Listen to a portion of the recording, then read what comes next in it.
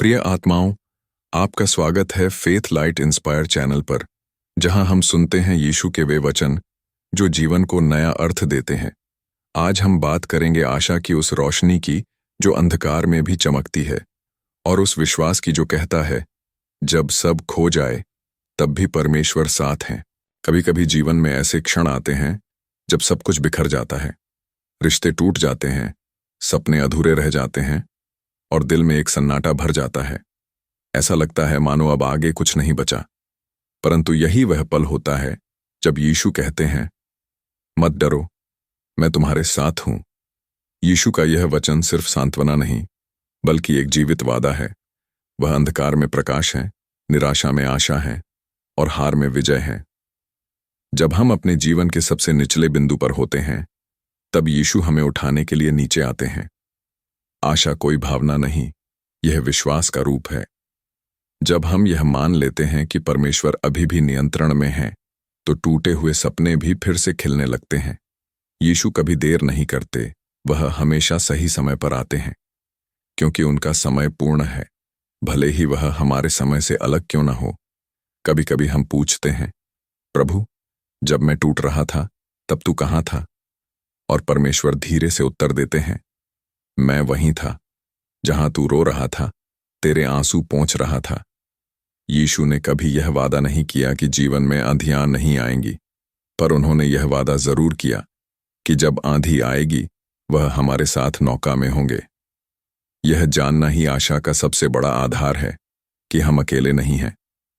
आशा तब जीवित रहती है जब हम हार मानने से इनकार करते हैं।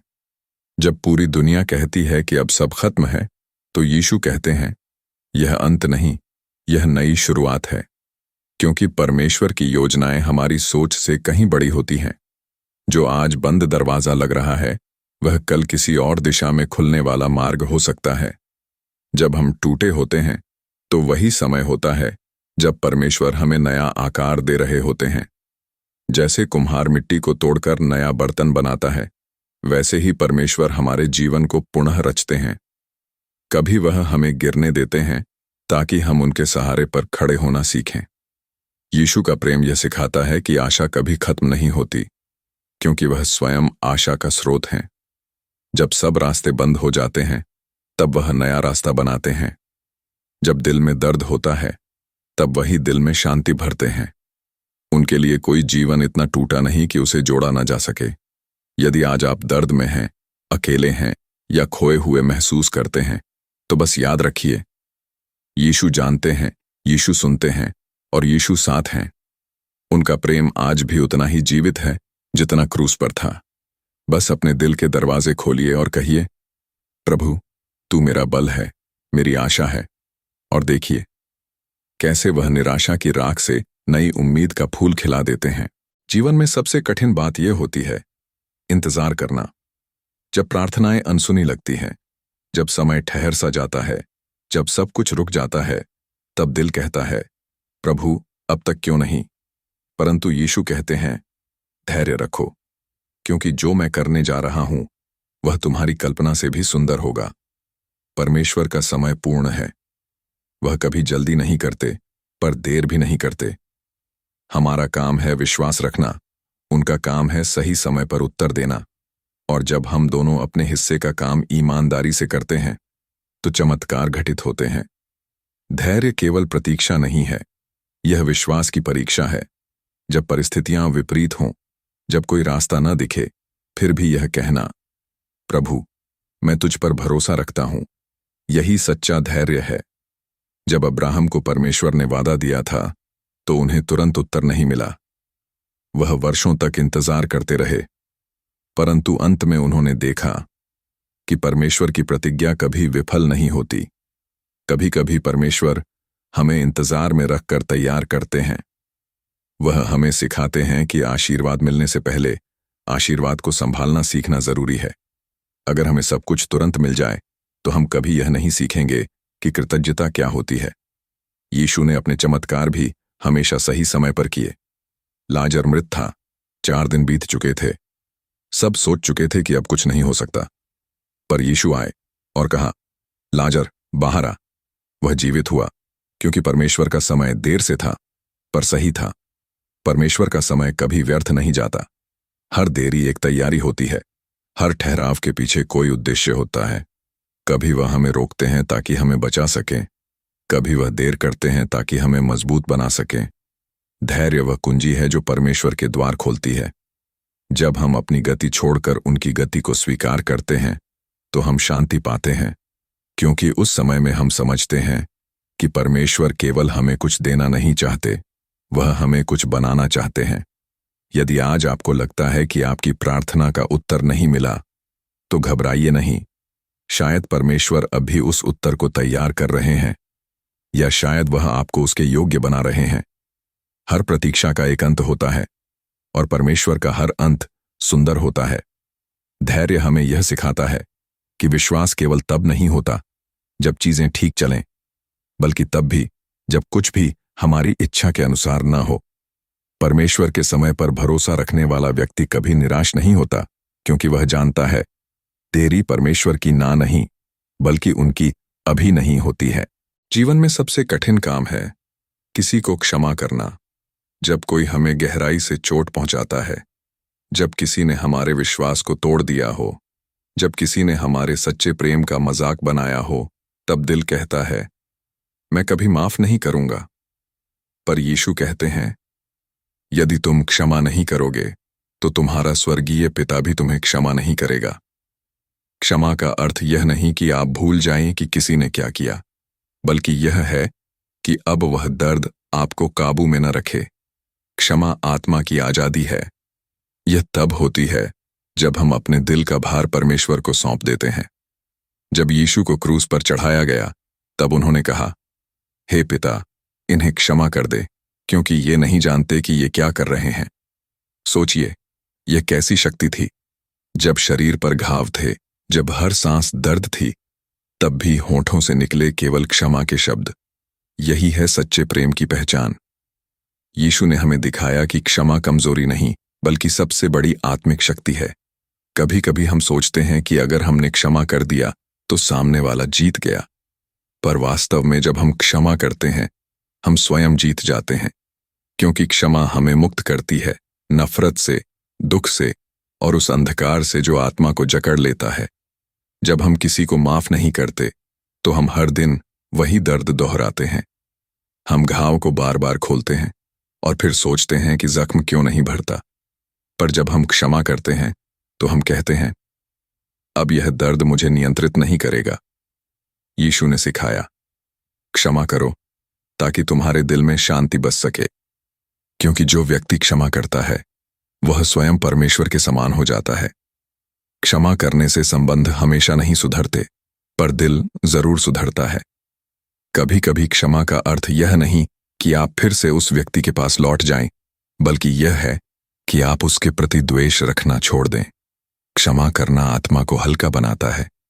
यह हमें आगे बढ़ने की शक्ति देता है, और जब हम किसी को माफ करते हैं तो हम अपने अतीत से मुक्त हो जाते हैं।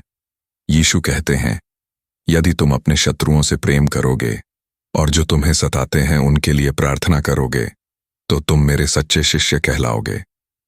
यही है क्षमा का चमत्कार। जहां घृणा समाप्त होती है, वहां परमेश्वर की उपस्थिति शुरू होती है। हर व्यक्ति के जीवन में ऐसे क्षण आते हैं जब सब कुछ बिखरा हुआ लगता है, जब हमारी मेहनत व्यर्थ लगती है, जब हमारी प्रार्थनाएं जैसे लौट आती हैं। उसी पल हमें लगता है, प्रभु, क्या आपने मुझे भूल गए? पर यीशु कहते हैं, मत डर, मैं तेरे साथ हूं। अगर तू जल के बीच से भी गुजरेगा तो मैं तुझे पार कराऊंगा। जब जीवन के तूफान उठते हैं तो हमें लगता है कि सब कुछ खत्म हो गया, पर वास्तव में वहीं से एक नई शुरुआत होती है, क्योंकि परमेश्वर का सबसे बड़ा चमत्कार हमारे सबसे कठिन समय में होता है। जब शिष्यों की नाव तूफान में डगमगा रही थी, तो यीशु जल पर चलकर उनके पास आए। उन्होंने कहा, मत डर, मैं हूं। सोचिए, जब लहरें उग्र थीं, जब सब कुछ असंभव लग रहा था, तब यीशु ने खुद तूफान के बीच से रास्ता बनाया। यही संदेश है। विश्वास कठिनाइयों को मिटाता नहीं, पर उनके बीच साहस देता है। कठिनाइयां हमारे विश्वास की परीक्षा नहीं, बल्कि हमारे विश्वास की पुष्टि हैं। परमेश्वर कभी उस व्यक्ति को नहीं गिराता जो उनके नाम में स्थिर रहता है। जब हम अपने जीवन के सबसे गहरे अंधकार से गुजरते हैं तो याद रखिए, तभी तारे सबसे अधिक चमकते हैं। और जब सब कुछ खो जाता है तब हम सीखते हैं कि वास्तव में कौन सी चीजें कभी खोती नहीं। परमेश्वर का प्रेम और उसकी उपस्थिति। विश्वास का अर्थ यह नहीं कि तूफान नहीं आएंगे, बल्कि यह है कि हम जानते हैं तूफान चाहे जितना भी प्रबल हो, यीशु हमारी नाव में है। जब हम परमेश्वर पर भरोसा रखते हैं तो कठिनाई हमारे विरोध में नहीं, हमारे विकास में बदल जाती है। हर संघर्ष हमें आकार देता है, हर आंसू एक नई समझ बनाता है। कभी कभी परमेश्वर हमारी प्रार्थनाओं का उत्तर तुरंत नहीं देते, क्योंकि वह हमें तैयार कर रहे होते हैं। वह कहते हैं, मेरे बच्चे, तू भरोसा रख, मैं तुझे गिराने नहीं, गढ़ने आया हूं। जैसे सोना आग में तपकर शुद्ध होता है, वैसे ही विश्वास भी परीक्षा से गुजरकर मजबूत होता है। हमारा परमेश्वर कभी हमें ऐसे तूफान में नहीं डालता जिसमें उसकी उपस्थिति न हो। हर आंधी में उसकी आवाज गूंजती है, मत डर, मैं तेरे साथ हूं। यीशु ने कहा था, यदि तेरे पास सरसों के दाने जितना भी विश्वास होगा तो तू इस पर्वत से कहेगा, हट जा, और वह हट जाएगा। यह विश्वास ही है जो असंभव को संभव बनाता है। विश्वास का अर्थ यह नहीं कि हमें सब कुछ पता है, बल्कि यह है कि हमें भरोसा है कि परमेश्वर सब कुछ जानते हैं। यदि आज तूफान चल रहा है, यदि सब कुछ अंधकारमय लग रहा है, तो याद रखिए, परमेश्वर कभी उस नाव को डूबने नहीं देते जिसमें यीशु बैठे हों। विश्वास बनाए रखिए, क्योंकि हर कठिनाई आपको उस चमत्कार के और करीब ले जा रही है जो परमेश्वर आपके लिए तैयार कर रहे हैं। हर तूफान एक कहानी बनाता है और हर आंसू एक गवाही। जब आप इस विश्वास के साथ चलते हैं कि मेरा परमेश्वर कभी असफल नहीं होता, तो आपकी हार भी विजय में बदल जाती है। प्रार्थना कोई रीति नहीं, यह आत्मा की सांस है। जैसे शरीर को जीने के लिए हवा चाहिए, वैसे ही आत्मा को जीवित रहने के लिए प्रार्थना चाहिए। यीशु ने कहा, जब तुम प्रार्थना करो तो अपने पिता से गुप्त में बात करो, और जो तुम्हारा पिता गुप्त में सुनता है वह तुम्हें प्रतिफल देगा। प्रार्थना वह सेतु है जो मनुष्य को परमेश्वर से जोड़ता है। यह केवल शब्द नहीं, यह एक संवाद है जहां हम बोलते हैं और परमेश्वर दिल से उत्तर देते हैं। कभी हम सोचते हैं कि हमारी प्रार्थना सुनी नहीं जा रही, पर सत्य यह है कि हर प्रार्थना परमेश्वर के सिंहासन तक पहुंचती है। वह शायद तुरंत उत्तर न दें, परंतु वह हर शब्द को सुनते हैं, हर आंसू को गिनते हैं और हर मौन को भी समझते हैं। यीशु स्वयं प्रार्थना में समय बिताते थे। वह भीड़ से दूर जाकर पहाड़ों पर प्रार्थना करते थे, क्योंकि वह जानते थे शक्ति भीड़ में नहीं, एकांत में प्रभु की उपस्थिति में होती है। प्रार्थना का अर्थ यह नहीं कि हम परमेश्वर को अपनी इच्छा बताएं, बल्कि यह कि हम उसकी इच्छा को स्वीकार करना सीखें। कभी वह हाँ कहते हैं, कभी नहीं, और कभी कहते हैं अभी नहीं, पर हर उत्तर में उनका प्रेम होता है। प्रार्थना वह क्षण है जब धरती चुप होती है और स्वर्ग बोलता है। जब हम घुटनों पर झुकते हैं तो परमेश्वर हमें उठाने के लिए झुक जाते हैं। कभी कभी जीवन में ऐसा लगता है कि सब बंद हो गया है, पर जो व्यक्ति प्रार्थना करता है उसके लिए कोई दरवाजा हमेशा खुला रहता है, क्योंकि प्रार्थना असंभव को संभव बनाती है। जब पतरस जेल में था तो कलीसिया उसके लिए प्रार्थना कर रही थी, और उसी रात परमेश्वर ने एक स्वर्गदूत भेजा जिसने उसकी जंजीरें तोड़ दी। यही है प्रार्थना की शक्ति। वह वहां पहुंचती है जहां कोई नहीं पहुंच सकता। वह दरवाजे खोलती है जिन पर दुनिया बंद का ताला लगा चुकी होती है। प्रार्थना हमें नहीं बदलती, केवल परिस्थितियां नहीं बदलती, वह हमें भीतर से बदल देती है। जब हम परमेश्वर से बात करते हैं तो हम उसकी शांति में नहा जाते हैं। हमारा डर विश्वास में बदल जाता है, हमारी चिंता आशा में बदल जाती है। यीशु ने कहा, मांगो तो तुम्हें दिया जाएगा, ढूंढो तो तुम पाओगे, खटखटाओ तो तुम्हारे लिए द्वार खोला जाएगा। इसलिए कभी अपनी प्रार्थना को छोटा मत समझो। एक सच्चे दिल से निकला छोटा सा प्रभु मदद कर स्वर्ग को हिला सकता है। प्रार्थना हमारे जीवन की दिशा बदल देती है। वह हमें यह एहसास कराती है कि चाहे हालात कितने भी कठिन क्यों ना हों, हम कभी अकेले नहीं हैं। प्रार्थना कोई कर्मकांड नहीं, बल्कि परमेश्वर के साथ एक गहरा संबंध है। वह समय जब हम अपनी सारी थकान, भय और बोझ उनके चरणों में रख देते हैं। जब शब्द नहीं मिलते तो आंखों के आंसू प्रार्थना बन जाते हैं, और जब दिल टूटता है तो उसकी हर धड़कन स्वर्ग तक पहुंचती है। याद रखिए, प्रार्थना वह चाबी है जो हर बंद दरवाजे को खोल सकती है। बस सच्चे दिल से बोलिए, हे प्रभु, तेरी इच्छा पूरी हो, और देखिए कैसे स्वर्ग पृथ्वी से बात करने लगता है। जीवन में एक समय आता है जब हमें महसूस होता है कि हम अब पहले जैसे नहीं रहना चाहते। हम पुराने दर्द, पुराने पाप और पुरानी आदतों से मुक्त होना चाहते हैं। वही क्षण होता है पुनर्जन्म का क्षण, जहां हमारी आत्मा परमेश्वर के स्पर्श से नया जीवन पाती है। यीशु ने कहा था, यदि कोई मुझ में है तो वह नई सृष्टि है। पुरानी बातें बीत गईं, देखो सब कुछ नया हो गया। यह वही क्षण है जब हम परमेश्वर के प्रेम में डूब जाते हैं और महसूस करते हैं कि हम केवल जीवित नहीं हैं, हम जागृत हैं। हम अब डर से नहीं चलते, बल्कि विश्वास से।